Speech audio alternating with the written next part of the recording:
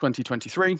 I appreciate that when you're in your clinics and you're seeing your patients and you're at the coalface, it's sometimes quite difficult to step back and see what's going on in the wider sphere of audiology, whether that's audiology in the UK on a global level. And that's sort of where we have a bit of a luxury on that, I think. And so that's what I want to bring today, is just a little bit of the big picture stuff, what we're seeing in the industry, what we saw happen last year, what were our predictions, how did it actually play out, and then look forwards to this year of where do we think things are going and how's it going. And there's a couple of really good conversations, one which I've only literally just got off the phone about, to do with wax. So I'll update you on that as well. So 2023, what were we expecting? We thought that it would be a relatively flat year in terms of numbers for the private sector. There was variations in consumer confidence. There was the run on energy prices and inflation. And we were predicting that there would be a bit of a contraction in the first half of the year and a modest sort of growth in the second half. All in all, it being pretty flat. The UK at the time was an outlier with really high inflation at running about 10.4, 11%. Obviously, gas, energy prices. We had the war in Ukraine, which kicked that off. This graph here in the bottom right actually was energy prices coming back down. But because those companies hedge their pricing, it tends to take sort of 6 to 9 months before that comes through to us as an end user. So, our energy bills this winter have been lower than what they were last winter, but they've still been slightly elevated. And then the trend through this also has been variations in consumer confidence. You might remember this graph from last year as well, which is just the general growth in private hearing aid markets from Behemoth Stats in the UK over the last few years. We were expecting, at best, to have a 3% contraction, and at worst, a 10% contraction. We thought the UK was going to formally go into recession. We didn't. We did manage to avoid that. And we thought that the cost of living would be a bigger bite than what it was. So what actually happened? Well, in 2023, the private market actually grew by 5%. So we were well off on our predictions, if I'm honest. But what's really interesting on this is private market as a whole entity. So this includes the national chains, as well as independent businesses, etc. This is it month by month compared to 2022. And so in 2022, there's 434,000 units. In 2023, there's 455,000 private units. That's 5% growth. But the very interesting thing when we start to drill down in this, and if we take out the national chains, indies saw a 15% growth. So what I just wanted to ask really is, does that correlate with your businesses? I don't know if anyone's sort of willing to share or give your thoughts, but how did you guys find 2023? What were your experiences?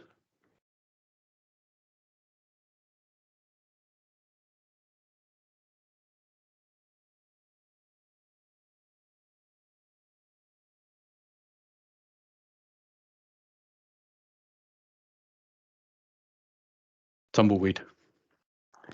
There's a couple of comments in the chat actually, Guy. So Diva shared that they saw 11% growth in their practice. Amazing. Well done, guys. Is there any particular things that have sort of driven growth, where people have seen growth, or maybe challenges that people experienced last year that you weren't expecting? Just a question for you here, Guy, from Rory. How Yep. do you define a chain versus independent?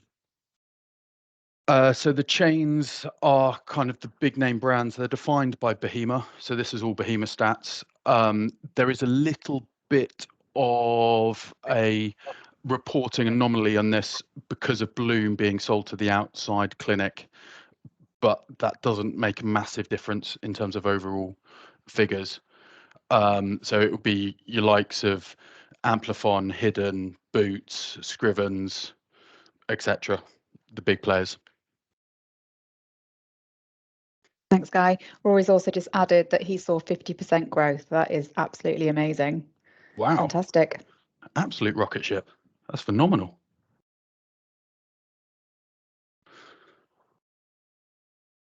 So one of the things which are referenced there back at the start of 2023 was that we were predicting that with consumer confidence being variable, the NHS might see an uplift. The NHS saw a really peaky year. There's wild swings, ups and downs. We know there's challenges with waiting lists. We know there's challenges with recruitment. There's also a lot of work going on in the paediatric side at the moment with some of the training needs and reviewing the skill set that's there. Overall, the NHS did see a growth, and there has been a big growth on the AQP side of things. I don't know if there's been a few more contracts and stuff that have been delivered on that or have gone out, but that's certainly something that we've seen. The other thing that was happening at this time last year was OTCs were coming to the market. So I just wanted to give a little bit of an update on what we've seen from this. I spoke to my colleagues in America yesterday on this, and the underlying thread really is they've had very little impact on the overall market. About 1% of all sales from the brands that are part of the Hearing Instrument Association, so they report their sales, have been through the OTC market. There's lots of queries and questions as to why this might be the case. Price point is certainly something which has been muted quite a lot. OTCs are still relatively expensive for what they are. And is there a benefit from having a lower tier technology level, which is sort of fitted through the traditional routes with a audiologist against something which is bought online? What this doesn't tell us, though, is what happened with some of the smaller brands, sort of the Chinese companies and things, because they don't report their figures to us. So what we're seeing here is not much of a change at the moment.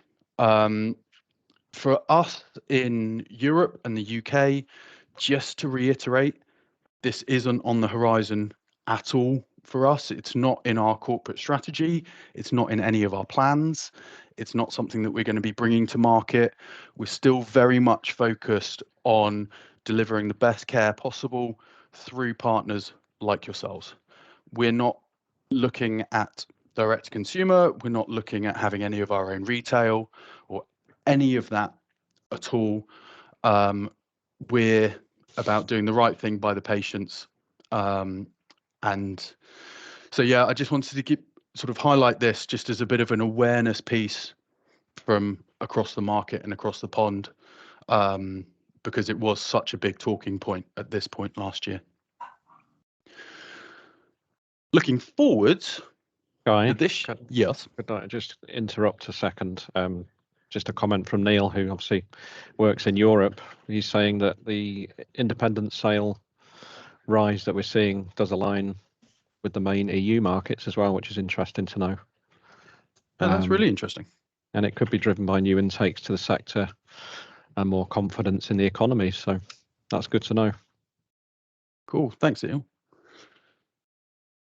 Before I sort of get my crystal ball out and my Mystic Meg, if anyone remembers Mystic Meg from the lottery days, what do you guys think will happen this year? Any changes in the industry, any changes in the sector, any challenges that might be about? What do you think might be happening?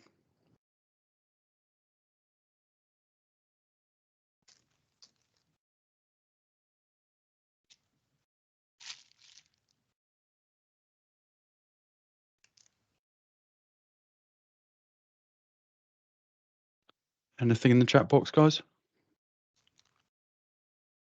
Not at the moment. Nope. I No don't know if worries. David's microphone's not working, but his box was lighting up like he was trying to talk, so but maybe not. No worries. Well, I'll give you my prediction, Snarky's prediction of what will happen this year.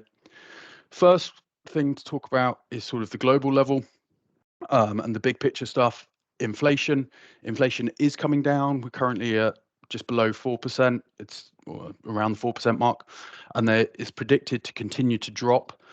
That is slightly questionable on what's going on in the Middle East, what's happening in the Red Sea, particularly with shipping. We know ships are having to reroute around the southern tip of Africa, which is adding over 1,000 miles to their journey. That's going to increase costs of things.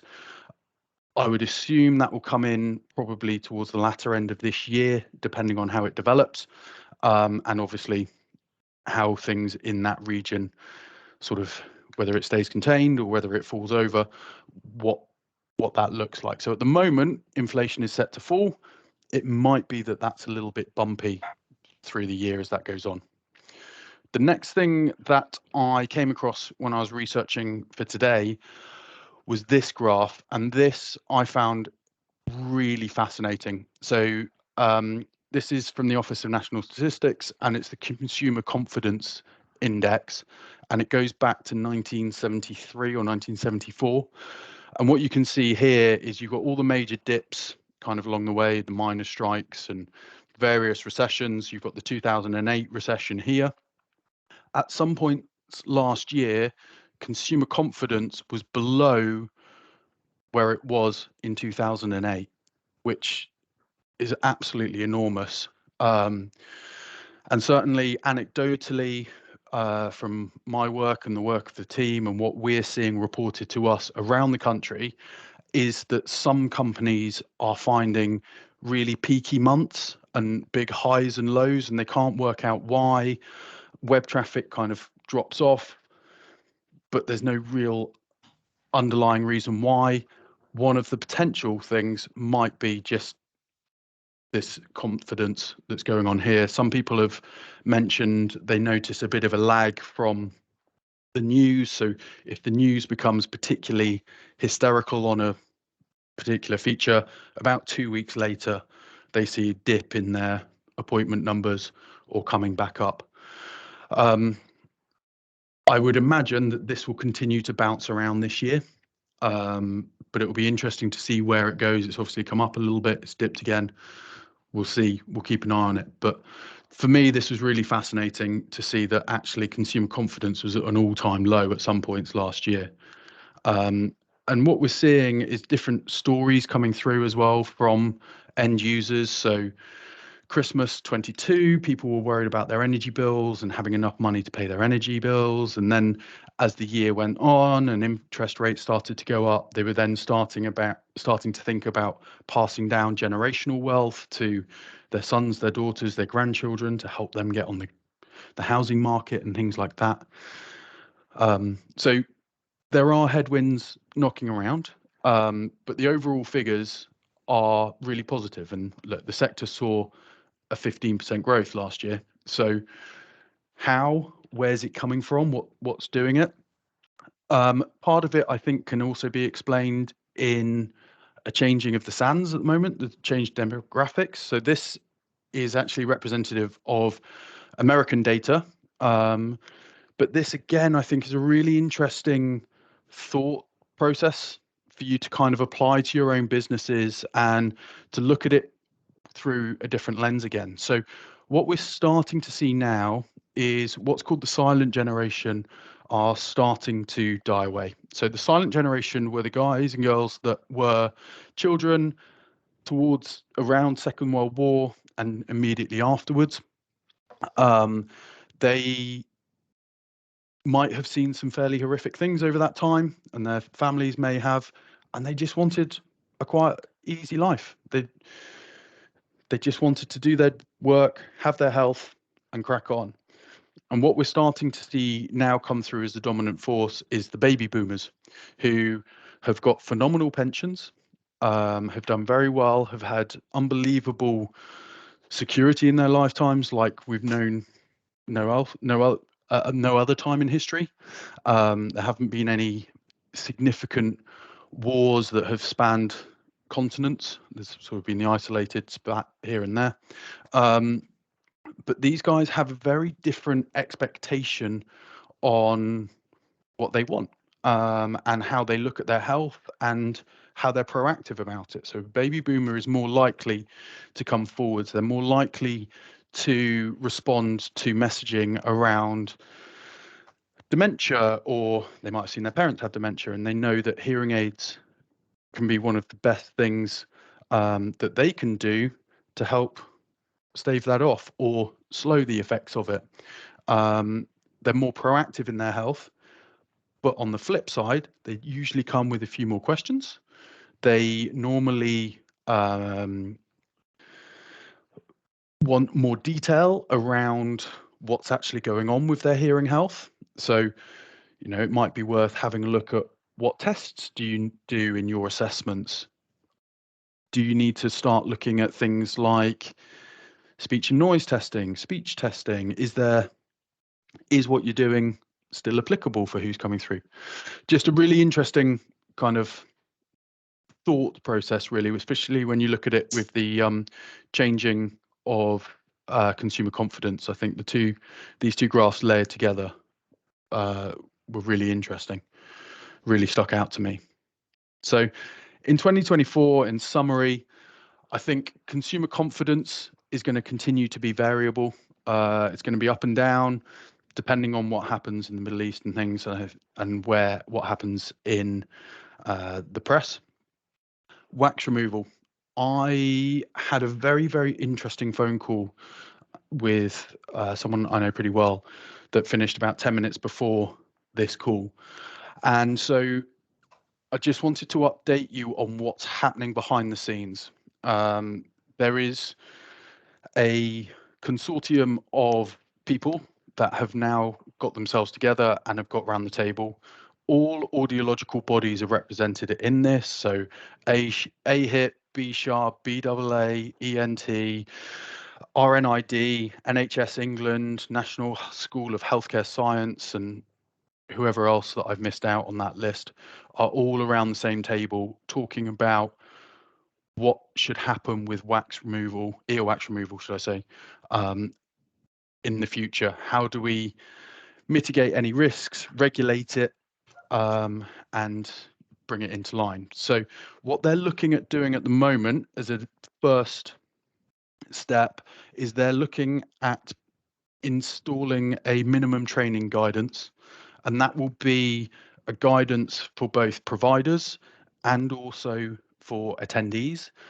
So it will link with a longer term piece around professional indemnity, registration, etc.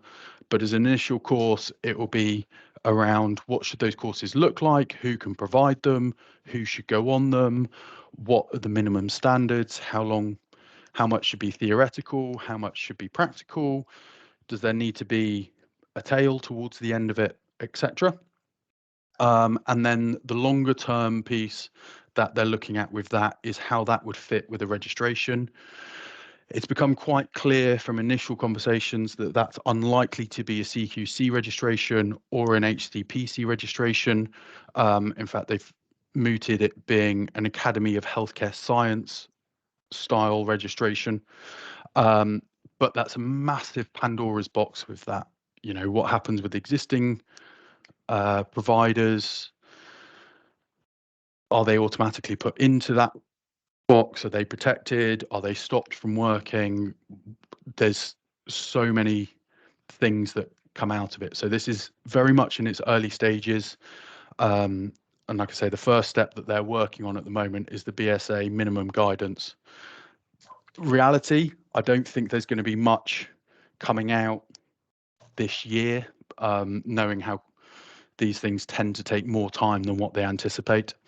The good news is that everybody is around that table and has a voice at that table, and we'll stick really close to it. So as and when there are further updates, I'll keep you informed. We'll keep a really close eye on it and how that's likely to affect your businesses going forwards in the future, and what that's going to look like. Obviously, we've got our wax removal course through the Starkey Learn Academy, so there's going to be implications for us on that as well. But we'll keep close to it. Quick question from my side. Great that training standards are being developed. I know they already do exist, but if there's no regulation, how can it be enforced? Is that the second stage?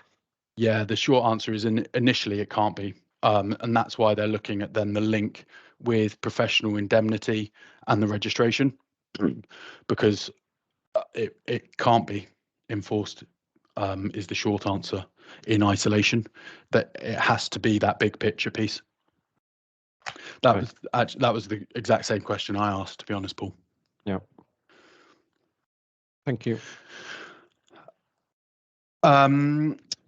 The one bit from me, sort of with my business development head on, though, is because there's not going to be any significant changes to things this year. I'd keep an eye on your local area for providers popping up. Keep an eye on your Google AdWords. Are you still getting the hits coming through the website? Are you still getting the diaries filling up? Because it's worth reviewing that really regularly. I know some people last year saw things drop off a cliff when someone locally just flooded the market with some PPC and started taking customers away and things. So just a little watch out on that, just to keep an eye on how your wax marketing is working for you, and just keeping an eye on your local area as to who's about and what they're doing and what's happening with that. And we've got our team, if you need us to.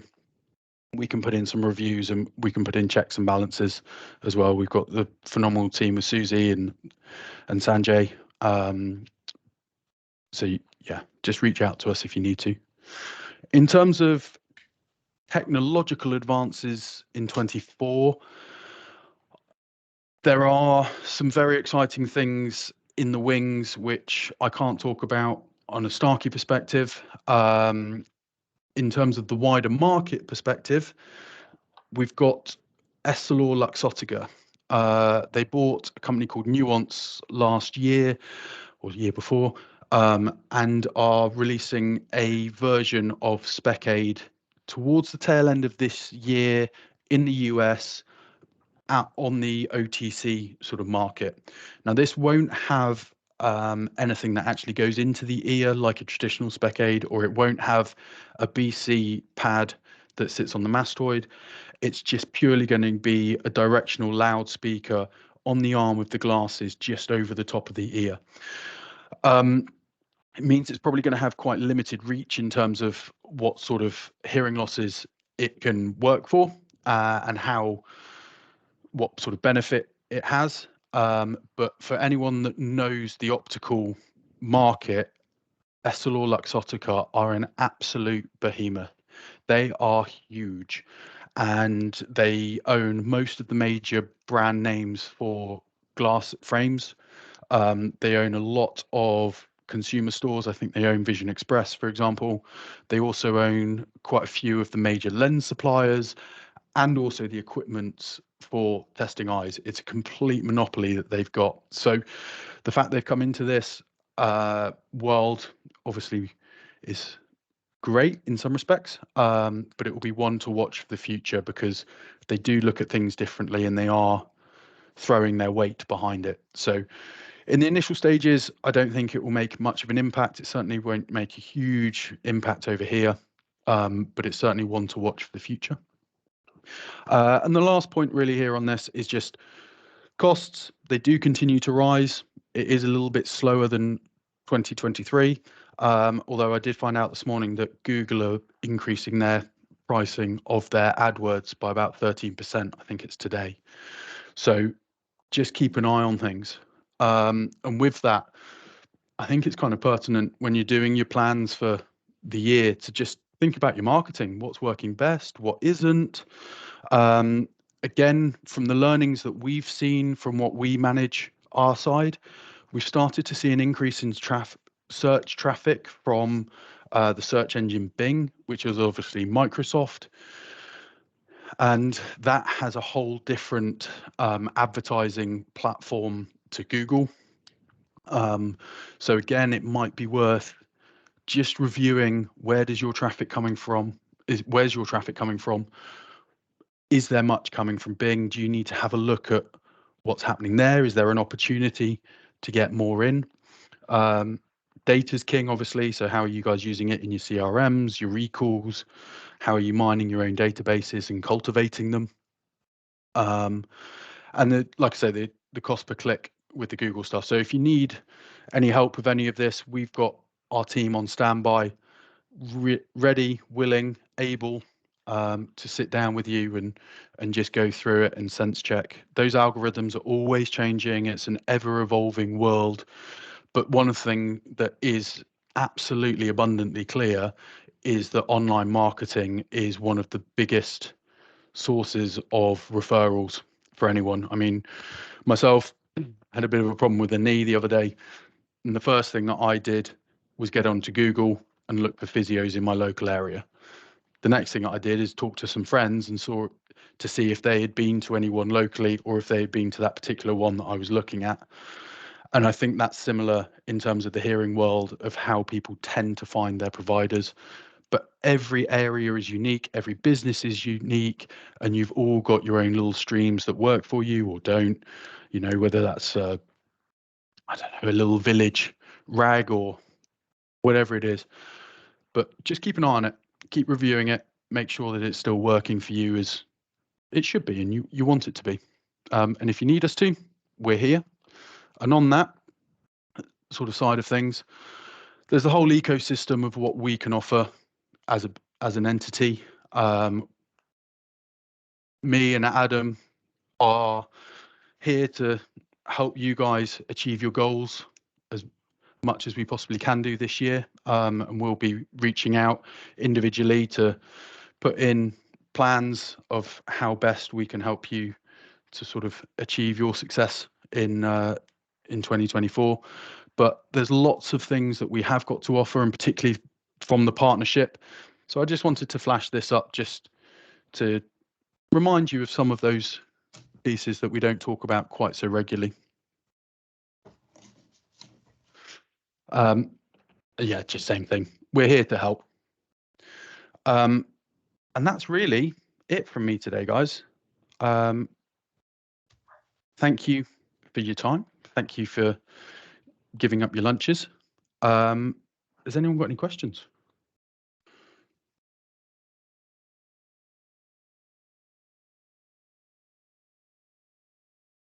Nope. Got a few shakes of the head. Anything in the chat box, guys?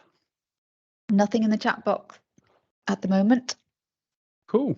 No worries. Well, like I say, thank you so much for joining us. Actually, before I do let you go, the one thing that I will ask you is, what do you guys want to know? Obviously, we've got these webinars scheduled for the rest of the year. Are there any particular topics that you would like us to address? We want to make this time worthwhile for you. If there's any questions that you would like us to look at, anything that sort of any interests you have, or I don't know, learning, research, business, any suggestions at all? Don't feel that you have to answer now. Feel free to ping us a message later on. More data from Europe. To be honest, it is always interesting looking at the European stuff to sort of benchmark and see where we're at. I appreciate that.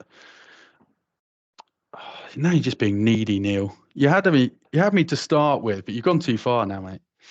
I know the markets are slightly different in terms of the provision, particularly in France and Germany, how they've changed against the NHS. But it's always interesting to benchmark and see how our partners are doing over there and the pond. So we'll certainly get you involved in some of it. But thank you very much, guys. Let us know what you want.